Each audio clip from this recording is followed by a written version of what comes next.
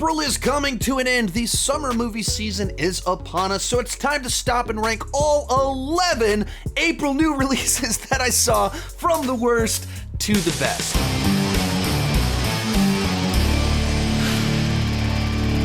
Go ahead and join me down below in the comments section. Share your ranking of the April new releases that you saw. Also, if I missed something that you think I would like, let me know about it down below in the comments section.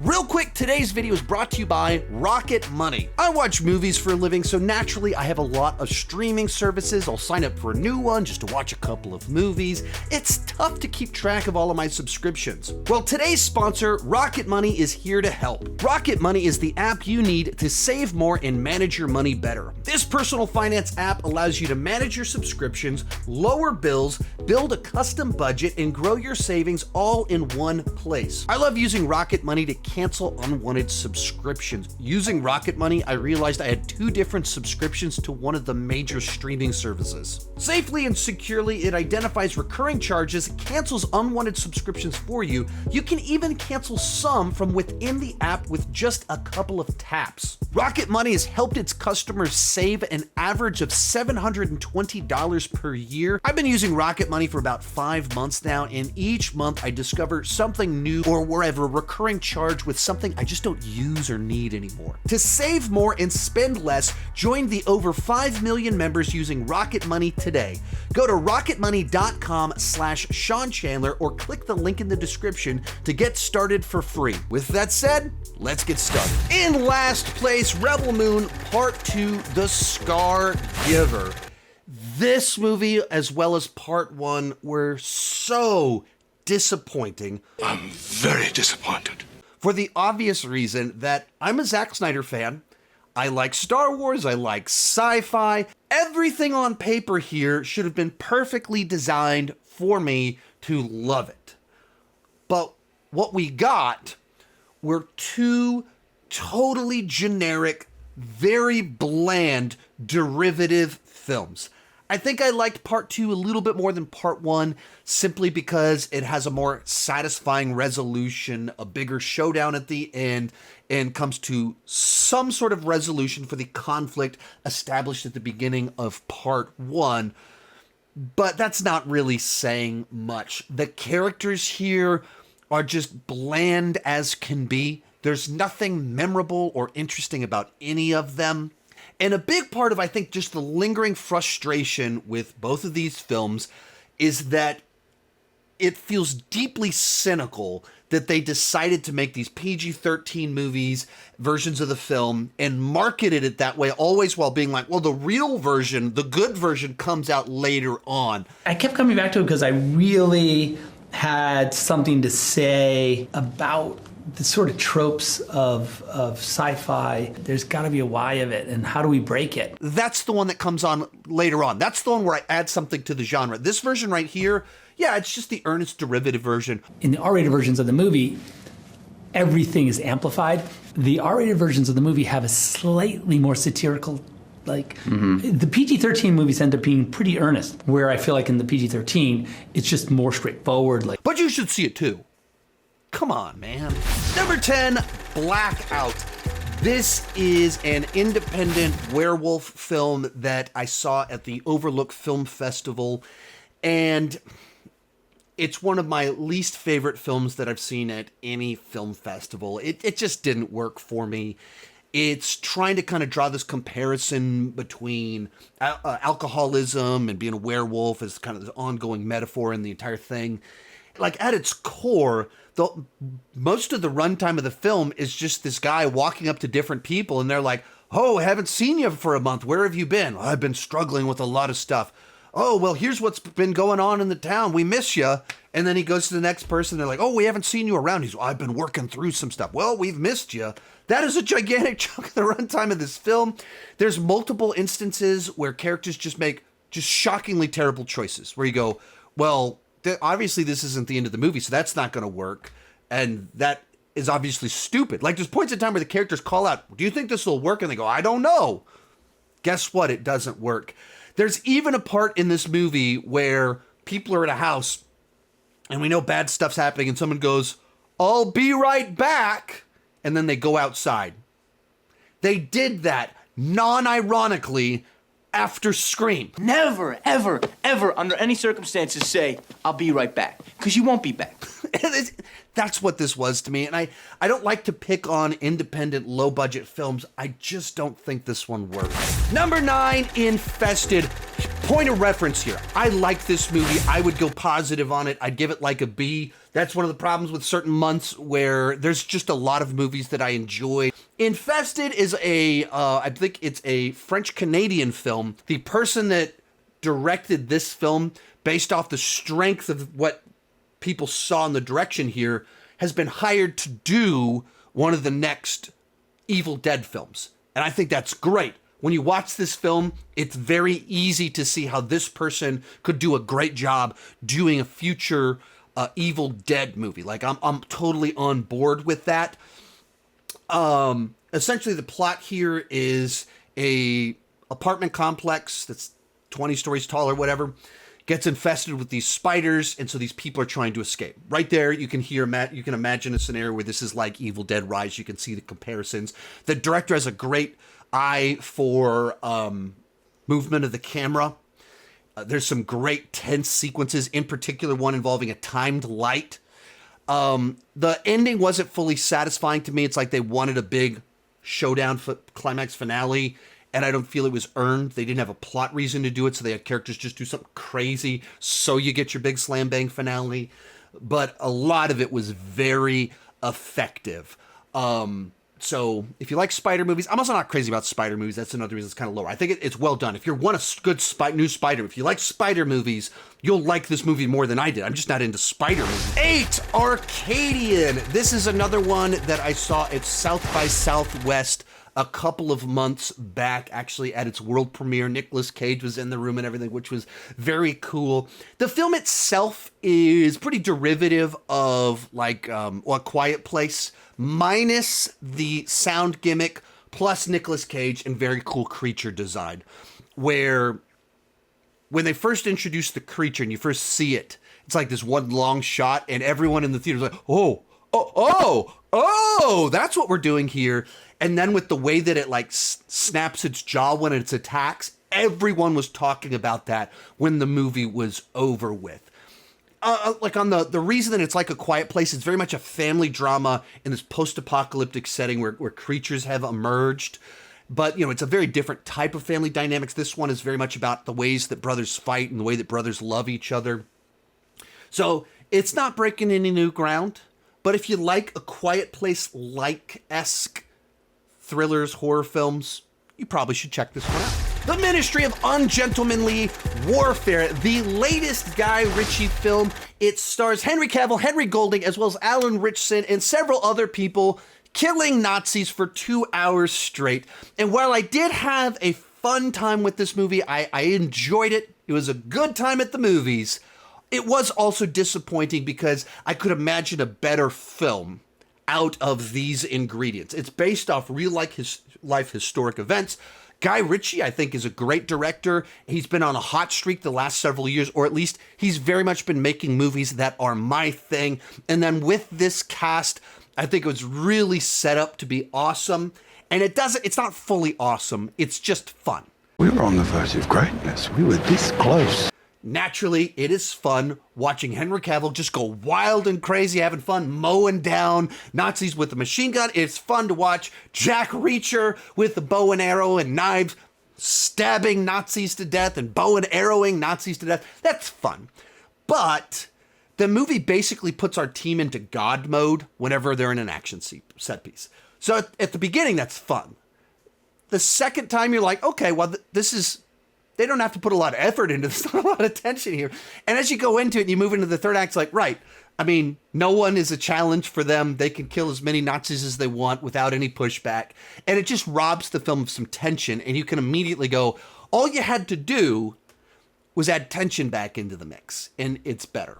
All of a sudden, you have it so they're struggling to defeat bad guys. Number 6, The First Omen. This is a movie I was not looking forward to. The trailers made it look very generic, And this was one of those weird situations where you had two movies with the same concept come out just a few weeks apart from each other. The first being Immaculate with Sydney Sweeney. I was actually able to be at its world premiere at South by Southwest once again.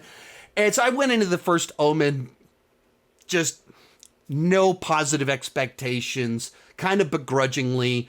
And the movie itself won me over. That it actually felt like a good, proper prequel to the original Omen. This is very much the Rogue One of the Omen franchise, and I say that entirely as a compliment.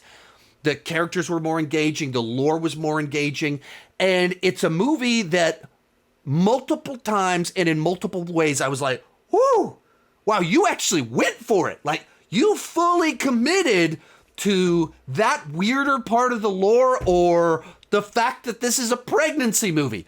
You went for it, so much so that I had to look away several times. There's a couple points where it gets goofy. The last scene in particular, it's like, come on now, what are we doing? What are we doing here?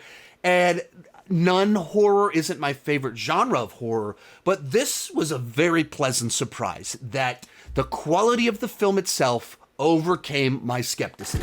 Number 5, Boy Kills World. This is a new bonkers action film starring Alexander Skarsgård. It's set in this weird totalitarian future where Skarsgård's family was killed off. He's been training for decades with this sensei off in the woods, and now he's returning to exact revenge.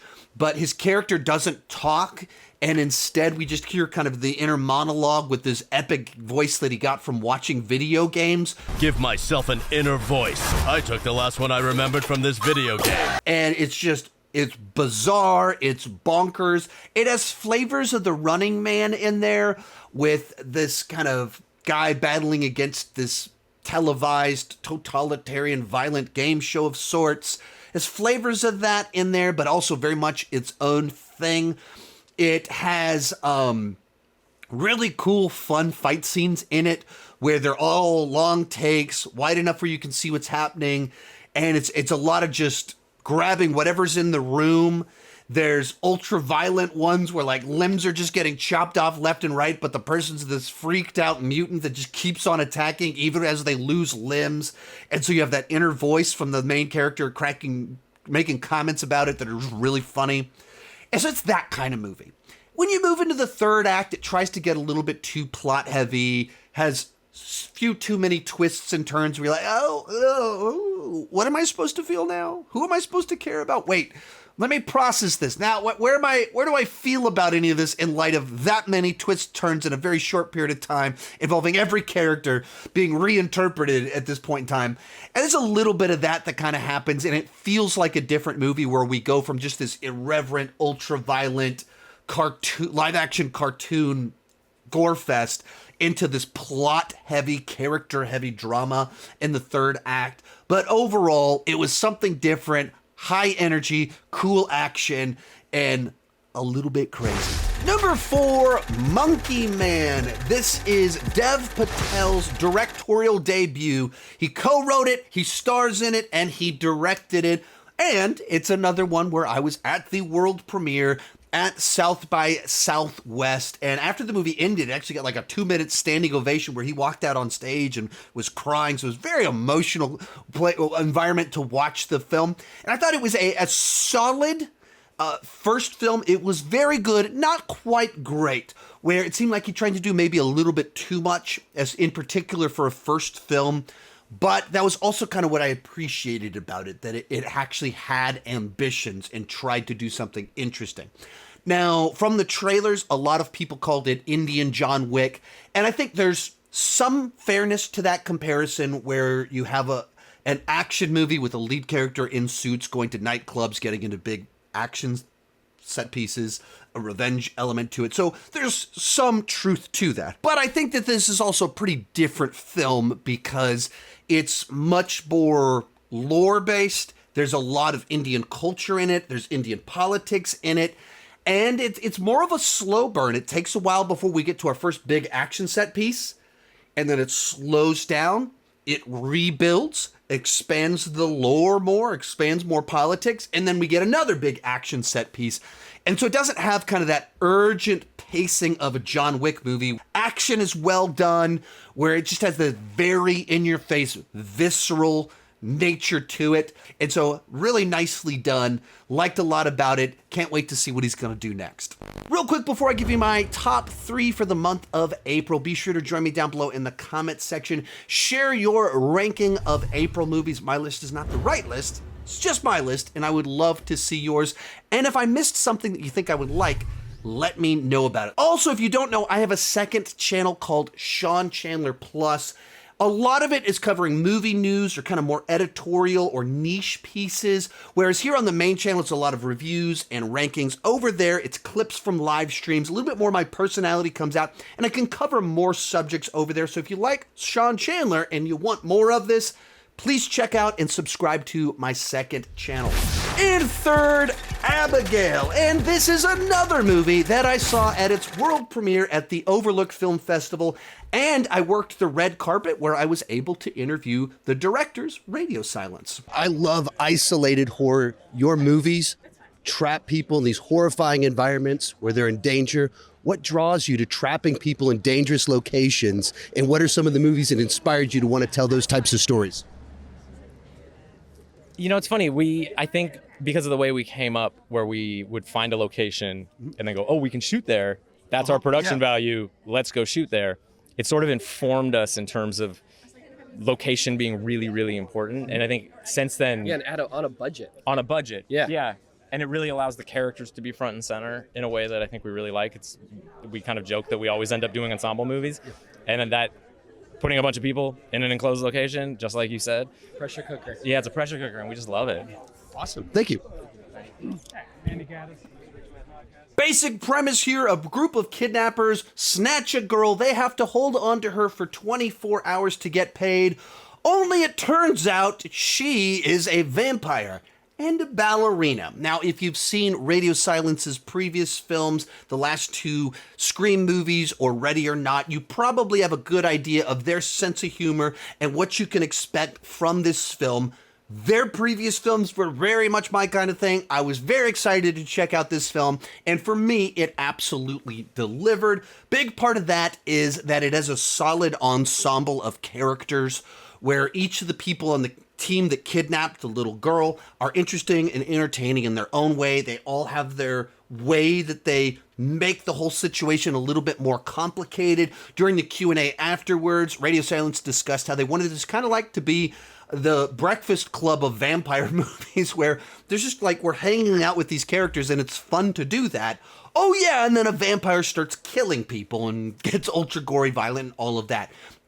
Also, haven't seen a vampire ballerina before. It was fun to see that, so a nice little touch to make things exciting. This is my kind of horror film. I like what Radio Silence has to offer, and I dug this movie. Our runner-up, Challengers. Now, this movie is the latest film which Film Twitter has decided to just heap acclaim onto, declaring it one of the best movies of all time, a masterpiece.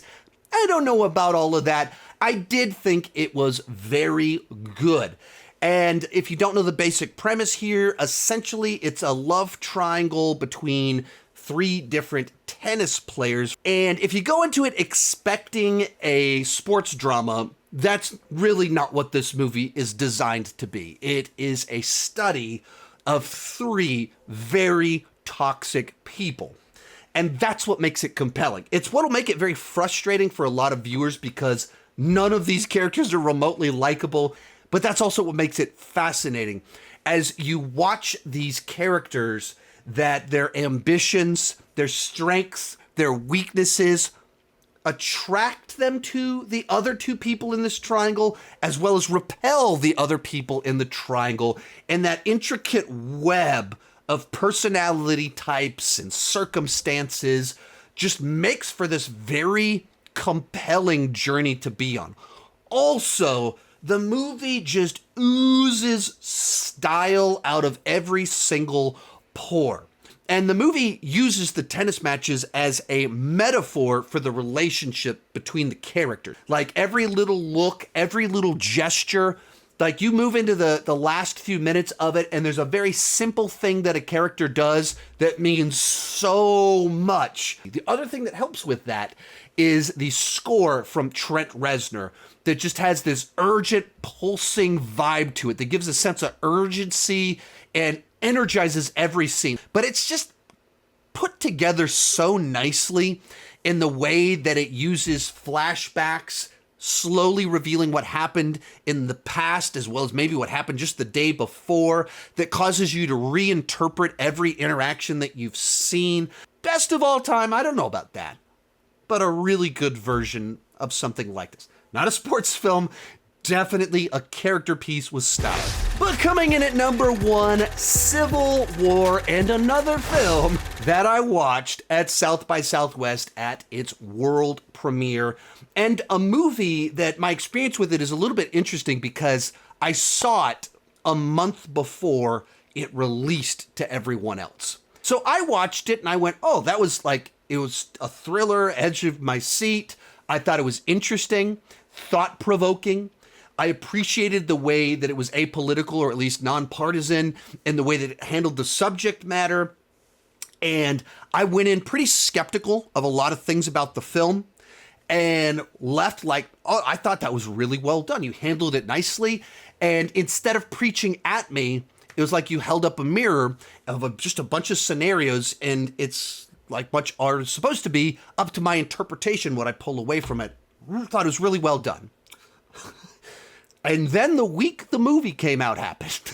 And turns out people had all kinds of opinions about this film. All over the place. Every imaginable. If you watched the movie with an open mind and hated it, fair enough. Any number of reasons. If you watched it with an open mind, fair enough. If you went in judging the film, pre-deciding what you would think about it, I would challenge you to try and watch movies instead with an open mind. Or if you're judging the movie, having not seen it based off what other people told you about it, likewise, I would say you probably shouldn't prejudge movies. This movie wasn't what I expected it to be. It wasn't what a lot of people expected it to be. I dug it. It's number 1 for me. I thought it balanced things really nicely. It had a big world, thrilling edge of your seat sequences, and made you think without preaching at me.